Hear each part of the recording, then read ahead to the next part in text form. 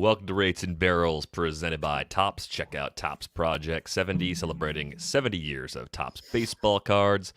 Derek Van Riper here with Eno Saris. It is Monday, November 1st. Yes, we have November baseball, and for a brief moment during Game 5 of the World Series, it did not look like we were going to have November baseball. So we're going to recap all three games that took place over the course of the weekend. Of course, Houston did just enough to send the series home, down a game at 3-2, but a lot of exciting things happening along the way. We'll get a keg status check-in before the end of this episode, too. I know that's the question a lot of people on the stream are wondering about. What's the status of the keg in Eno's backyard? We did make some progress. We will tell you how much in just a little while. Let's go all the way back to Game 3. All right, so let's go back to Friday.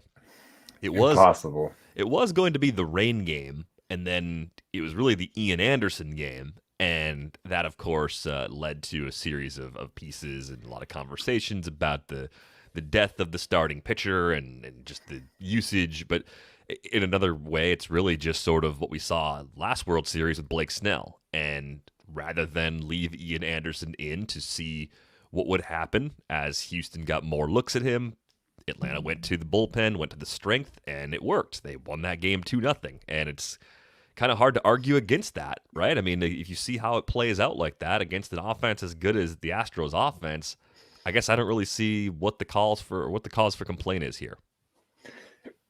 Yeah, the research is not even clear if dealing, quote unquote, dealing exists.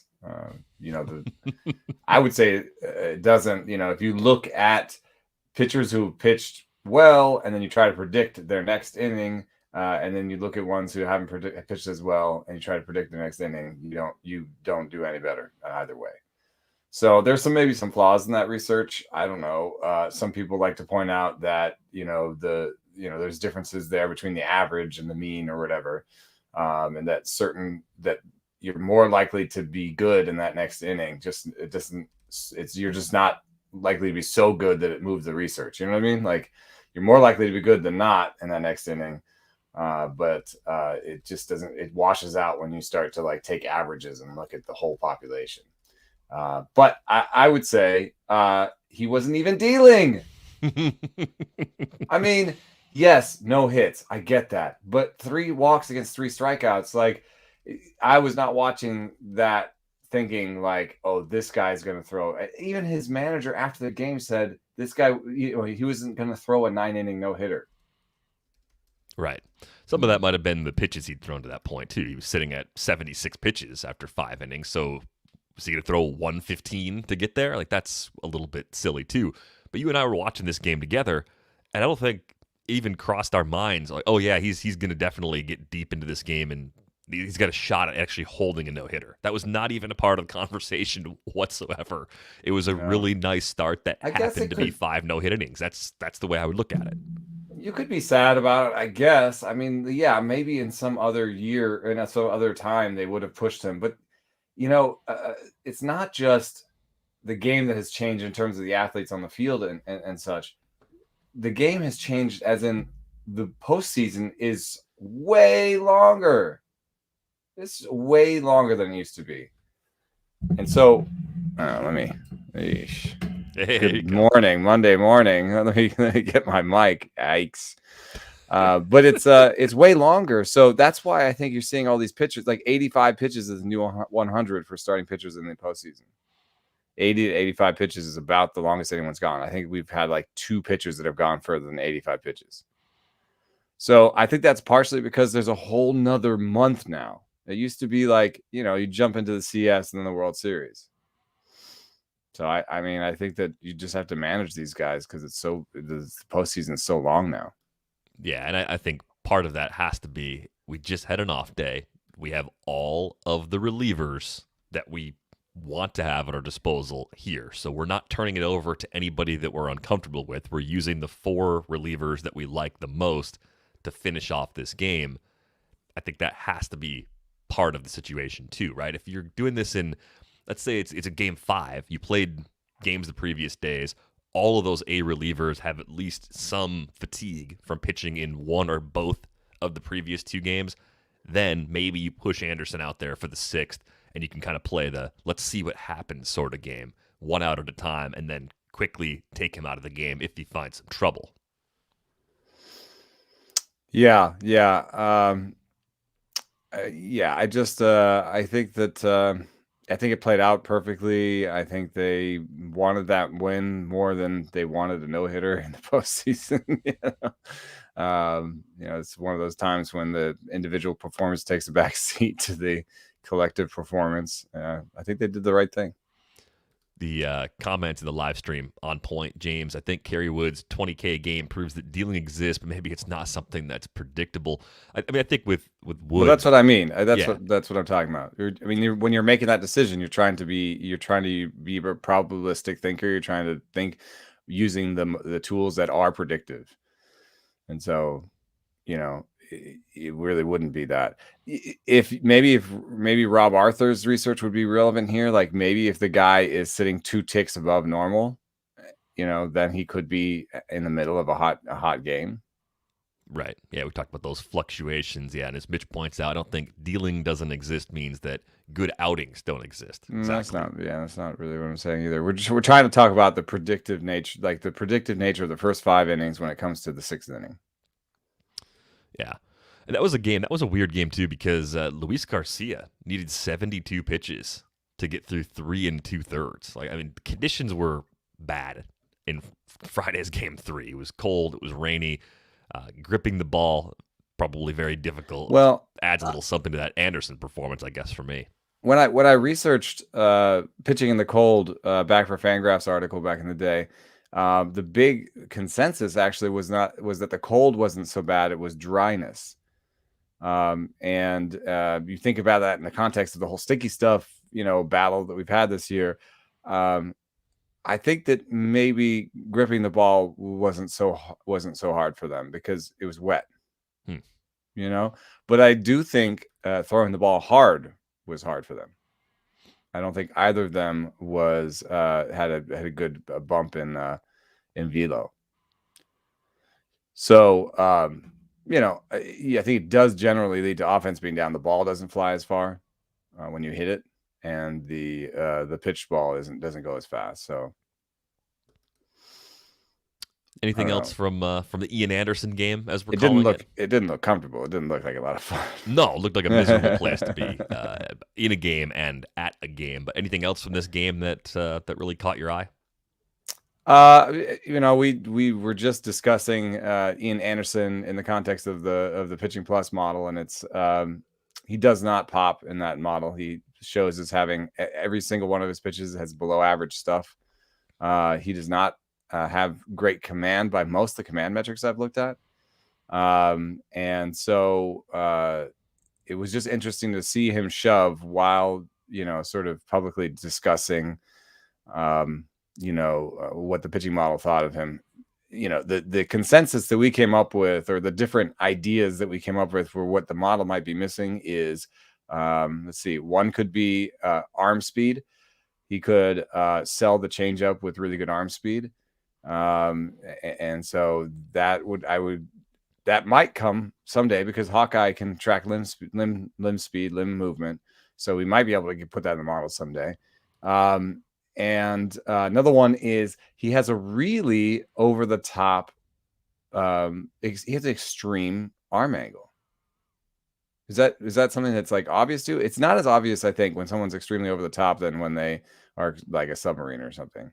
Right. It doesn't look quite like a Josh Colmenter to bring back a recent name on the pod. He's almost a Josh Colmenter comp in terms of release point. I mean, he's close. In terms of release point height, and because probably not horizontal location, because the thing about Colmenter, it was like behind his head. Like it was like the ball came, if you're watching on YouTube, like right about here is where he started to come through. I don't think Anderson's got that going on. No, but he does an extreme sort of back bend thing, I think, to like,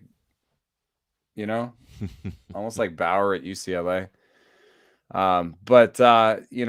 So that extreme arm angle in the model, there's not going to have a lot of comps for that arm angle. And so we do a lot of things in the model to try and beef up places where you don't have a large sample There's different things, bootstrapping, Bayesian work you can do to kind of like try and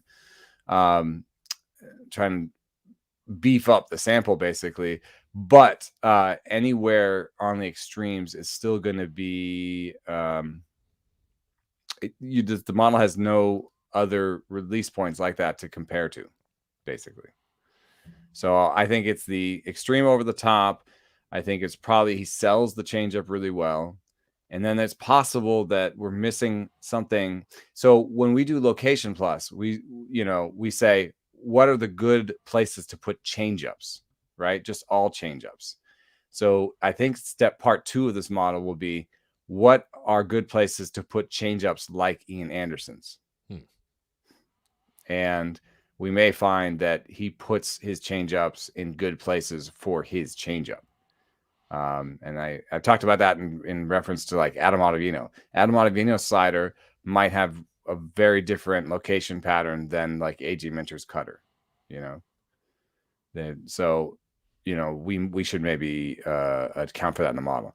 So those are the things I thought of when I was watching. It's pretty nerdy stuff, but you're trying to watch and be like, why is that? Because like if we see Ian Anderson again, and you just want to watch some old thing, it's like the changeup does not move. Yeah, Sam Chess says he loves the look of Anderson's changeup, but it's in terms of movement, it does not differentiate itself from his fastball very much.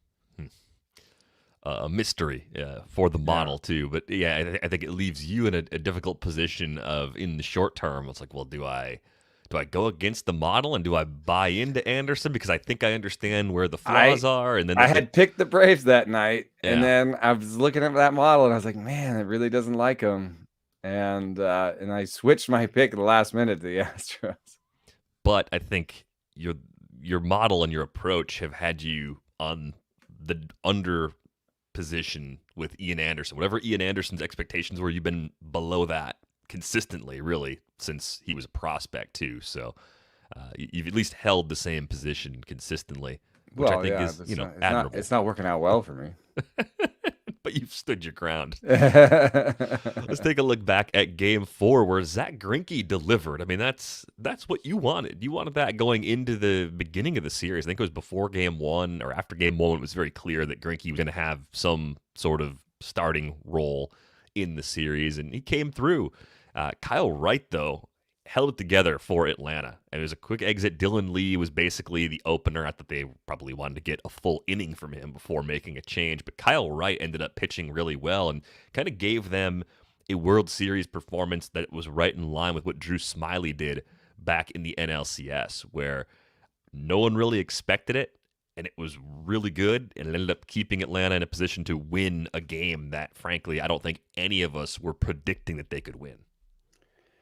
Yeah, that one was a easy Astros pick for me, because I thought with Greinke and Javier, they have an actual, plan beyond throwing the spaghetti at the wall. I'm sorry, Kyle Wright is better than spaghetti. Yeah, you shouldn't throw spaghetti at the wall. It's messy.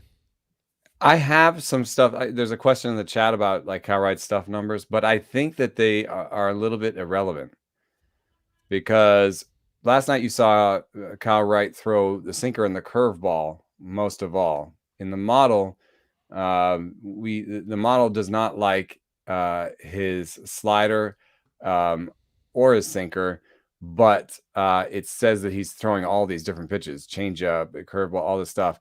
And I know that the shape of Kyle Wright's curveball has changed a little since he was first appeared. So the model does like his curveball the best, and he's throwing the curveball more. That's a thumbs up. Otherwise, I don't know if the numbers, the stuff plus numbers, are that relevant, because I think he's changed some of the shapes of his pitches while he's in the minor leagues this year. Yeah, and I think there's still legitimate questions about whether he's going to be a long-term effective starter, or he's going to end up being more of a bullpen glue guy, or if he's maybe a true like back-end guy, 4 to 5 innings max, never really giving you more than that. I mean, that's all up there. But the fact that he's tinkering with the arsenal, I think, gives me just that little glimmer of hope. If I'm thinking about 2022 really deep leagues, he's at least hanging around on the radar for one of those very late darts. Yeah, one of the things I think that is a problem generally and has been even as the pitching shapes have changed is that his command is not good. Um, but sometimes you can actually pop something command wise when you change shapes too. Because you can be like, this is a shape that's more repeatable. I can actually put it where I want to put it. But yeah, if he's getting away from the bad fastball, curveball's working for him a little bit, mixing in a changeup, it's a different sort of look than what we've seen from him before. I'm thinking about this game 4. I mean, obviously the 7th inning, the home runs from Dansby Swanson and Jorge Soler swung it against Christian Javier, no less. I mean, it's the classic. It was an entire game of you can't predict baseball, but back-to-back home runs off of a guy that Houston wanted in the game in that spot, and two righty-righty situations, no less. Like that was a big plot twist that I did not see coming. Yeah, but they were middle fastballs, man. I don't know why he threw Dansby Swanson a fastball because he was nowhere close on the breaking stuff.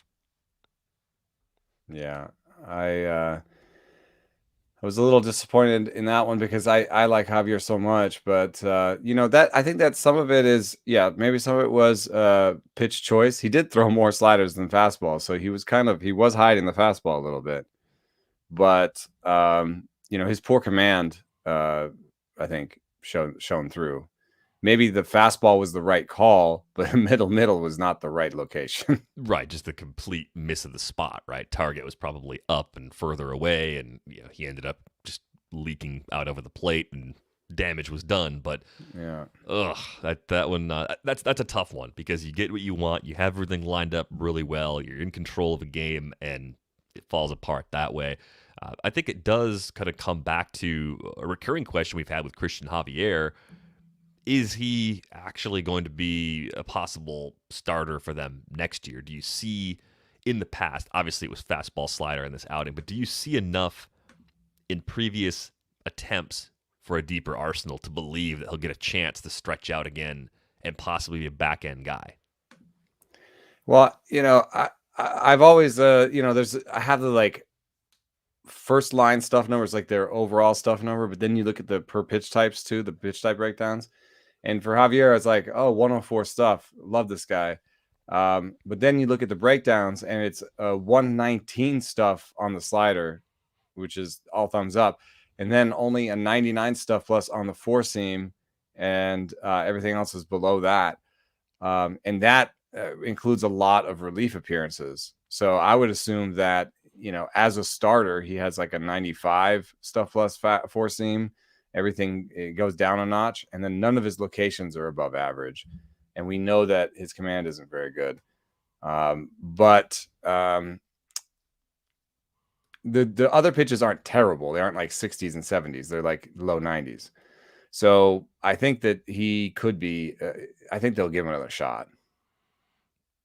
I mean, they might as well stretch him out and see what happens. But I guess the way I would look at it is it more likely than not that he ends up in the pen, even if they give him that chance? Like, is he a smart late pitching dart in a deep mixed league, or because Ryan Presley's there and you're probably not getting saves, you're really just getting a good reliever if he doesn't stick, if he doesn't make those adjustments?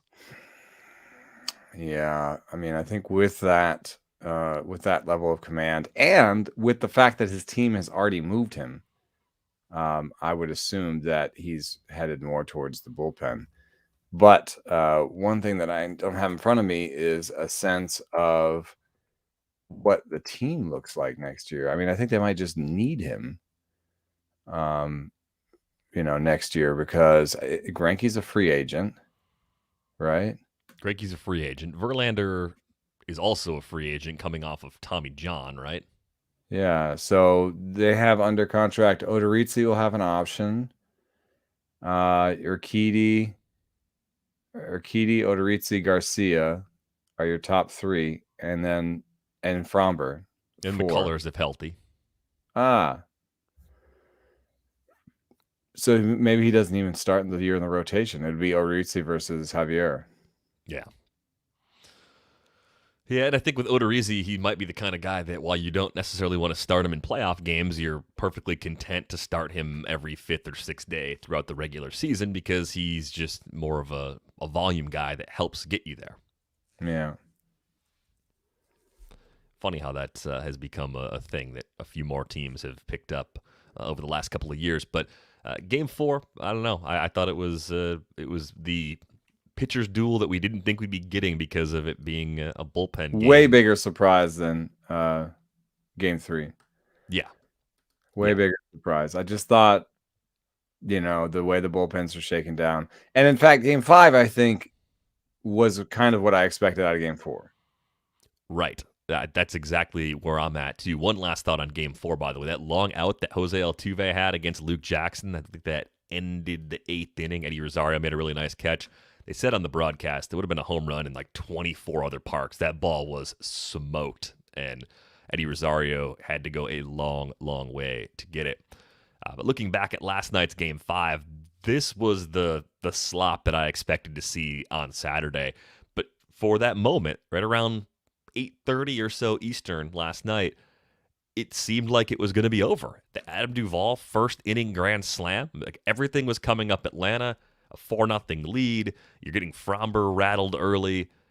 What could possibly go wrong? Well, I think maybe back-to-back bullpen games just caught up to Atlanta. I think that's basically what happened.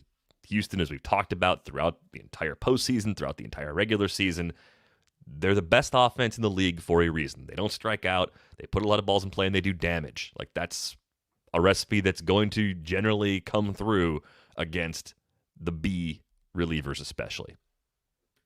Yeah. What's interesting is the Braves did not strike out a lot more. In fact, I think it was 6 strikeouts each for non-pitchers, which hurts my narrative because I was thinking, okay, well, if you look at the top exit velocities, the Braves had 8 out of the top 10 top exit velocities, right? And they struck out less, or they struck out the same amount as the Astros, and the Astros scored a bunch more runs. I think some of it is just sequencing, but then some of it might actually also be a little bit of lineup balance. I'm looking at this, and if I didn't know who pitched, which I think is, it started with a lefty, but when it becomes a bullpen game, it almost it's sort of assumed that there's going to be a lot of different matchups. If I didn't know, I would say that a lefty started, which I guess Fromber did start, but the lefties had a hard time. Freddie had the homer, and otherwise the hits came from righties. That was a 460-foot home run for Freddie Freeman, by the way. Longest of his career. It was beautiful, according beautiful. to Sam Chess. There's the something about that. He just took it like it. It was a hard swing, but it almost looked like he took it and flicked it. You know what I mean? Like he just took that ball where it was going. You know what I mean? I don't know. There was something about that swing. He just went out and just sort of. There was like a little bit of a flick to it. Almost just like, oh man. And then 460 feet later, I really like Freddie Freeman as a hitter. But of course, the big turning point was Zach Greinke's pitch hit a performance, and amazingly, 3 hard hit balls in his in what might be some of the last at bats by pitchers ever. Yeah, I mean it may turn out that the last pitcher at bat we ever see in a World Series is a pinch hit for Zach Greinke. It's seems appropriate. It's a nutty thing. Wait, is this true? What this person's saying? Hold on. Yes, this is true. What? He had the top exit velocity? Yeah. THP Knob in the live stream. Greinke had the top exit velocity for Houston last night, 105.9 on that single. That is correct. The next hardest hit ball was a 104.5. The double there he for is. Carlos Correa. Well, there's that 8 of 10. I mean, if you look at it, Freddie, Austin, Jorge, Duvall all hit it harder than Greinke. And then you've got 3 more Braves before you get to the Astros. The Astros had the next, dominated the next 10, though. Hit a lot of balls, 101. I just wonder if there's something going on here, if that's like part of their method, or if that's just one game.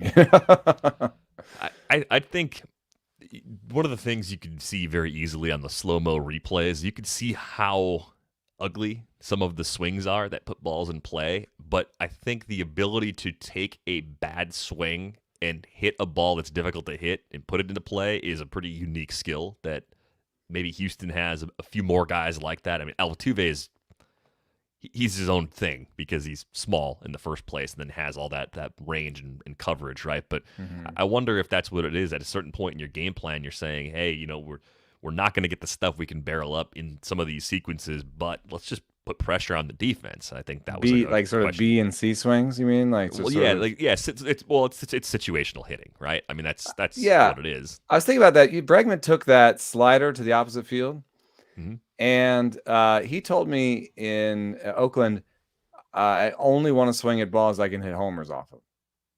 But that ball that he swung at was a slider on the outside part of the plate, right? It was probably not a ball he was going to homer on.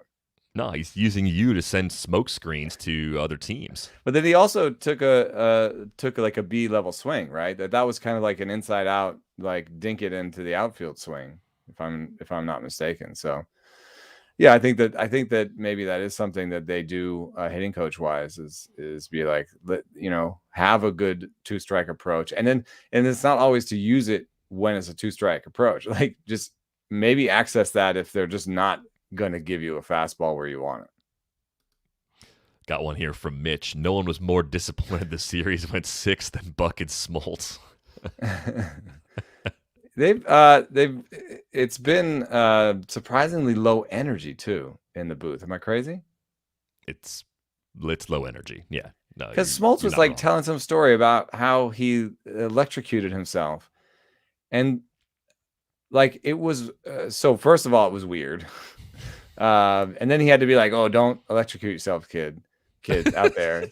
You forgot that it was Halloween. Kids were all out trick-or-treating and not watching the game. Right, but then also like the repartee there, like that could have been like a funny, like, let's laugh about this moment. Buck was like, yeah, make sure not to tell the kids not to electrocute themselves. And I was like, I feel come on, confident. guys. That was like the funniest thing you guys talked about all night, and you still made it sound boring. Pretty confident that if you or I had a story about electrocuting ourselves and we lived to come back to the pod, we would be laughing about it. I did tell a story about electrocuting myself on the pod. How did I forget that? When did that happen?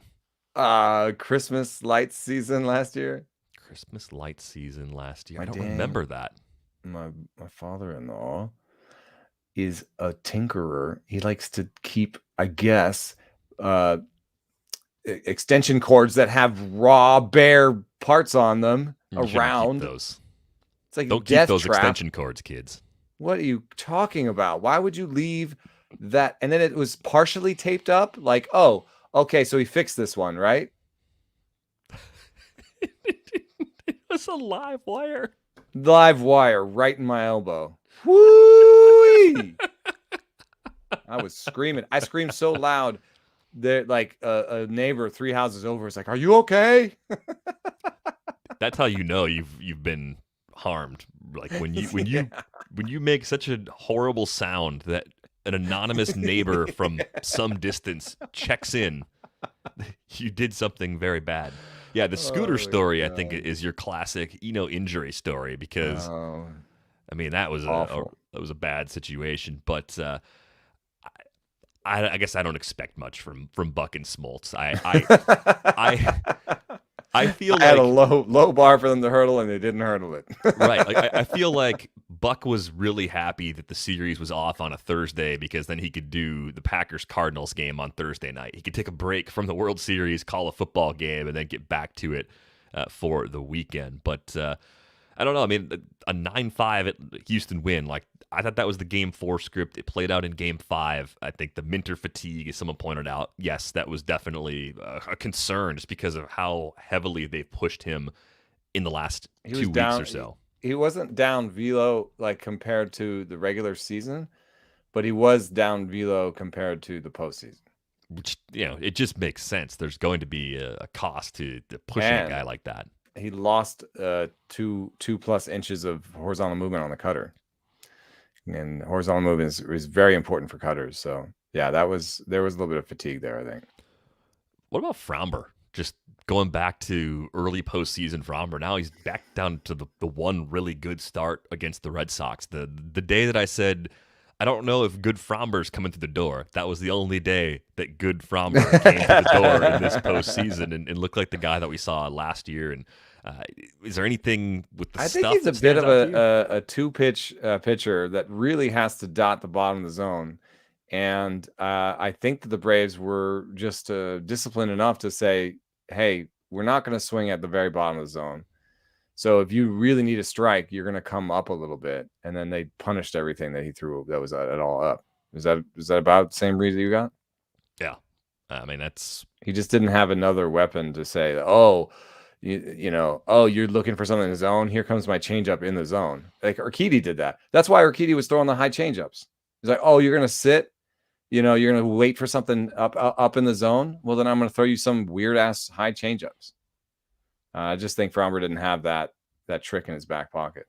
Yeah, I wonder if he'll make a concerted effort to come back with a third pitch that he can use consistently next year. Seems like it would go a very long way toward making him much more effective and much more consistent. Because if you have two pitches, you're not locating the fastball well. It doesn't really matter how good the other pitch is at a certain point. Big league hitters can sit back and do damage if you're not getting those strikes where you need them. He can spin the ball. I know that it's the cutters are a little bit dangerous in terms of what they can do to your whole repertoire, what they can do to your fastball shape, or sometimes people think that what they can do to your velocity, overall velocity. But if you stay true behind the ball and you keep your mechanics sharp, I would say that a cutter would do him really well, right? Because what would you do with a cutter in that situation? Is people are sitting on stuff higher in the zone, you throw a cutter up and in. Yeah. And he's proven that he can spin the ball. So I think that like a cutter, obviously they must have tried sliders with him, and it hasn't come together. So I might try the cutter story. This is interesting from JL. The Astros have a home run problem. Last 8 runs by Atlanta have been scored via the home run. If they keep the ball in the yard, they'll have a much better time. That is, I think, interesting when you think about the Dodgers. I don't know why I'm thinking about this, but the Dodgers bullpen and their power sinkers, right? They kind of were like, hey, everyone's looking for the strikeouts. We're going to try and keep the ball on the ground and give up the fewest homers in baseball. And I don't think that the Astros have had that same epiphany or feel the same way, They are going more traditionally for strikeouts and sometimes homers. And so I think, it would be awesome for the Astros right now to be able to stick in like a Brusdar Graterol, even if he has his flaws. Like somebody with a super power sinker would do them really well right now. Yeah, I don't know if they have anyone coming through the system who's going to serve in that role anytime soon. Well, they kind of develop these like riding four seams, sweeping slider. They do the Dodgers sweeper. That it's not a Dodgers thing, but the sweeper slider, the seam stretches wake slider. They do that too. So, there's some copycat stuff, and like this is one of those moments where you could be like, man, if you had like a little bit, I think if I was running an organization, I would be like, okay, let's always have. Let's have a philosophy, let's have a roadmap, let's do these things, and then let's also allow for creativity and for something else, and be like, maybe Graveman is a little bit like that. Graveman has the power sinker, and maybe they were like, hey, let's get someone who doesn't look like all the rest of our guys. We don't want to get another Presley. Let's go get a power sinker guy. Let's go get Graveman. I mean, Graveman hasn't looked amazing and gave up a homer, but. And Fromber does throw a changeup, but I don't think he doesn't trust it. He doesn't command it. He threw 4 of them last night. I mean, he threw 47 pitches. He threw 4 changeups. That gives you an idea of how he feels about that pitch. Yeah. I think we have one more thing we have to get to as it pertains to this series, because I think this keg is forever tied to this series. What is the status of the keg in Eno's backyard? It is now floating Woo! in the water in the tub, which means that I think, if my physics are correct, there's less beer in the keg than water in the tub. Anyway, that's what I'm telling myself. I believe that explanation. Anyway, it's close. I would have to say that we were down in the dumps. We didn't quite think we could do this. We didn't think we could do. There were times when we doubted we could get to this mountaintop. But together, I had DVR come over and have a couple beers. My wife on Sunday finally said, "Okay, I'll take a couple for the team," and drank 3 beers on Sunday. And me, I have to give credit to me. All thanks be to me for doing the real yeoman's work here and drinking this one beer daily for now about 10 days. That's really good work. I'm going to reward myself with like a stout at the end of it, something completely different. It's an IPA from Fieldwork called Pulp. It's double dry hop pulp. It's delicious. So it's a hazy. It's pretty delicious, and the weather has been huge in this battle. The weather has been cold and has kept the beer cold. So if we get a 80-degree day, that'll be it for the keg. Yeah, I woke up today and looked out the window and saw like what I think are actual clouds, not just like and you said marine layer. That's a good day for the keg. I'm like, oh, it's so good for the keg. We don't have to throw another 20-pound bag of ice on it. The keg lives on for a few more days because the weather is being very, very kind to it right now. Oh my God, I feel like I can do it. Well, I could probably come over. I got like 2 or 3 of these Yetis. I could probably just come over with lids and Yetis and just like take a few to-go beers if that helps you. Just to yes. Finish it off. Cousin came by and I made her leave with a growler. Yeah, I don't have a growler anymore. I didn't bring any of them with me on the. I should have made like little mini growlers and given them out at Halloween to the parents. Yeah, no, you guys to would have the been parents. the most popular house on the block. Yeah. By the way, someone in my neighborhood does dog Halloween, which is awesome. Oh. So they had a bowl of biscuits, and they had a bowl of small tennis balls, and they had a bowl of large tennis balls. So the big dogs. My dogs have been so happy that there was a small one. Hazel would have. Hazel enjoyed it. Like she would have probably stayed there all day if I let her. She would have just kind of like, take a ball, chew on it for a minute, pick another one. Like she really can't decide. But yeah, she was dressed as Harry Potter, and she enjoyed this a lot. The aspiring good boys were not very good last night. I have to tell you. There was a lot of commotion by the front door. So I banished them to the backyard, and they just spent all of Halloween barking. Well, they did pretty well with my visit on Friday. I mean, I ate better with people in the house. Yeah, I ate a bowl of chili standing completely still, which I feel like I should get a trophy for. And they calmed down. Like they were like, "Oh, this statue is not bothering me. This kitchen." Yeah, they even came over and said hi when you were on the couch. Yes, exactly. So,